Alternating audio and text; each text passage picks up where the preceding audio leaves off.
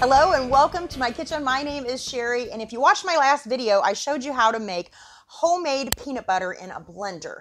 And I did mine in my high power cooking blender, and the best part is I didn't tell you, this particular blender will actually make the jelly to go along with your peanut butter. And just like the peanut butter, it is easy peasy, lemon squeezy. It is just 3 ingredients. And if you've ever made jelly or jam yourself, you probably know what a pain it can be. It's not necessarily hard, but it is a pain because you have to bring it up to a boil. You have to mash the fruit. Sometimes I burn myself a couple of times.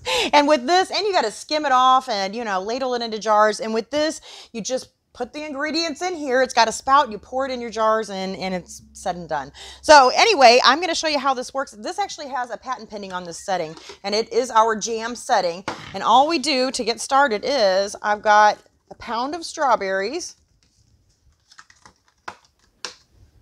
and I've got a box of Pectin. And that's it to start. I'm going to put my lid on my blender, and I've already got it set to the jam setting. I'm going to push start, and then in about 20 minutes or so, it's going to have me add the sugar, but this is it for right now.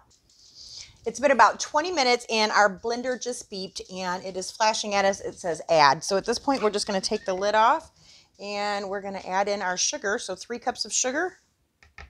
We're going to replace the lid. And we're going to push the button again, and the next time it goes off, then we'll be ready to put it in our jars. Okay, our blender just beeped again, and it says in, so that means it's finished. I'm going to go ahead and take the lid off, and as you can see, it is boiling. So you got to be very, very careful, which is why I'm not going to taste this on camera. I'm going to push this out of the way, and if I remember correctly, this makes about 5 half pints, I think. So I'm just going to do, because we go through this strawberry pretty quick, I'm just going to pour these in the pint jars, and I should have probably a little more than what I have room for here. And I want to make sure I leave a little bit of room there so I can can these.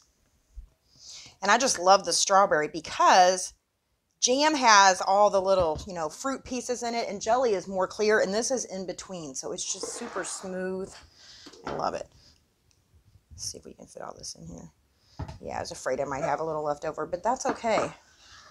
I wish you could smell what that smells like. It smells like a fresh strawberry pie in here. It smells fabulous. It's like an air freshener.